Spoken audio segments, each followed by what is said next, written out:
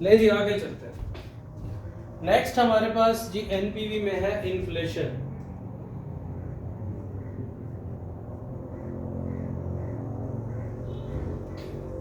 आमतौर पे क्वेश्चन में हमें जो वो कैश फ्लोज देता है वो सिमिलर ही होते हैं। जैसे अगर वो कहता है कि हमारा रेंट 10,000, तो हम हर साल year 1, year 2, year 3, year 4, year 5 हर जगह हमारे पास क्या हो रहा होगा, सेम कैश आउटफ्लोज हो रहे होंगे। लेकिन कई दफ़ा वो कोई पर्टिकुलर कैश बताता है कि वो इन्फ्लेट हो रहा है, इतने परसेंट से इन्फ्लेट होगा। अगर वो सिंपल बता दे कि इतने परसेंट से इन्फ्लेट होगा, तो आप अपने जो कैश फ्लोज हैं उनको क्या करेंगे, इन्फ्लेट करते जाएंगे। मिसाल के तौर पर अगर आपका ईयर 1 का किराया 10,000 है और अगर वो कहता है कि हर साल आपकी इन्फ्लेशन जो एक्सपेक्टेड है वो 10% से है, तो ईयर 2 में ये कितना हो जाएगा, 11,000। ईयर 2 में हो जाएगा 10,000 मल्टीप्लाइड बाय 1.1 कितना, 11,000। और ईयर 3 में जाएंगे तो कितना हो जाएगा, 12,000। 10,000 को इन्फ्लेट करेंगे, 11,000 को इन्फ्लेट करेंगे दोबारा 1.1 से, तो कितना हो जाएगा, 12,100। 12,100। तो सिंपल ये अरिथमेटिकली आप चीज़ों को क्या करेंगे, इंक्रीज कर देंगे, उन पर रेट ऑफ इन्फ्लेशन लगाएंगे और वो बढ़ जाएगा। ठीक है भैया, तो आपने सिंपली इन्फ्लेशन लेनी है। आगे आगे एक और पॉइंट इन्फ्लेशन का आएगा, लेकिन हम इन्फ्लेशन के पॉइंट को इनकॉर्पोरेट कर लेते हैं अपनी एग्जांपल में। मिसाल के तौर पे आप एक एग्जांपल हम करते हैं, पिछले सारे पॉइंट भी रिवाइज हो जाएंगे और इन्फ्लेशन भी हो जाएगी। एग्जांपल ये है, वो कहता है कि आपने एक मशीन ली है और उस मशीन की जो कॉस्ट है वो है 2.8 मिलियन।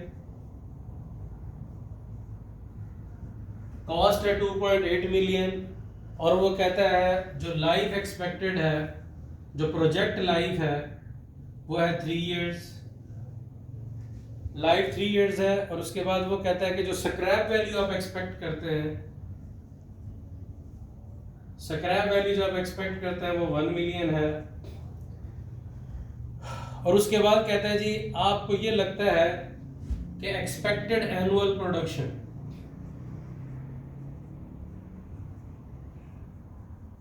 जो आपकी एक्सपेक्टेड एनुअल प्रोडक्शन है वो आपकी है जी 100,000 यूनिट्स। और वो कहता है कि जो आपका सेल प्राइस पर यूनिट है,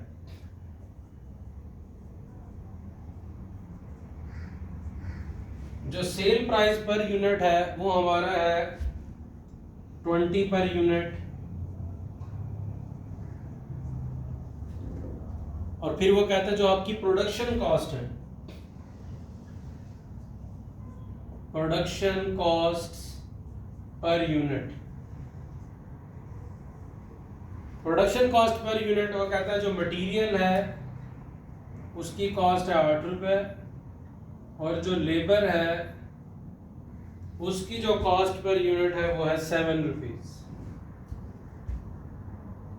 और वो कहता है कि जो इन्फ्लेशन रेट एक्सपेक्टेड है,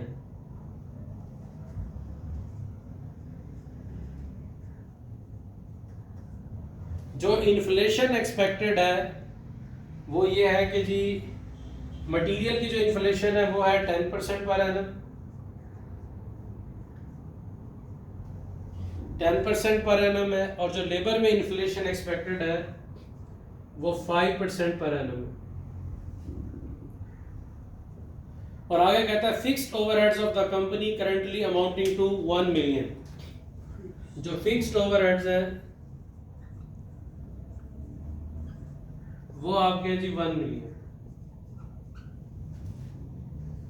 नेक्स्ट हमें कहता है the management accountant has decided that 20% of these should be absorbed into the new product. और जो ओवरहेड एब्जॉर्प्शन रेट है वो हमारे पास क्या है भैया, फिक्स्ड ओवरहेड्स करंटली कितने हैं भैया, 1 मिलियन। और management accountant has decided that 20% of these should be absorbed into new product. Overall organization को चलाने के कितने ओवरहेड्स है, 1 मिलियन। लेकिन इस नई प्रोडक्ट के हिस्से में जो हम खर्चा लाएंगे, टोटल ओवरहेड्स का 20% इस नई प्रोडक्ट लाइन को हम एलोकेट कर देंगे कि ये 20% इस प्रोडक्ट से हमने रिकवर करना। तो आप फिक्स्ड ओवरहेड्स कितने एब्जॉर्ब करवा रहे हैं, 200,000। Percentage of overheads absorb to new unit,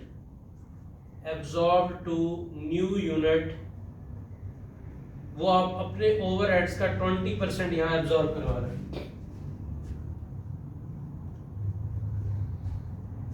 ठीक है भैया।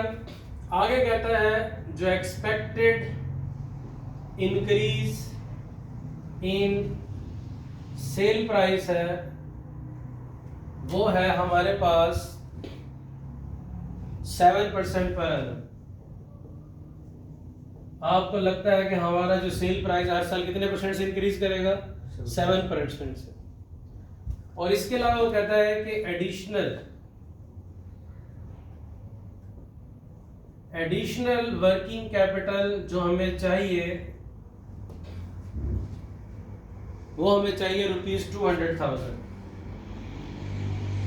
एडिशनल वर्किंग कैपिटल हमें 2 लाख रुपए का चाहिए। और वो कह रहा है कि जो कैपिटल अलाउंसेस हैं,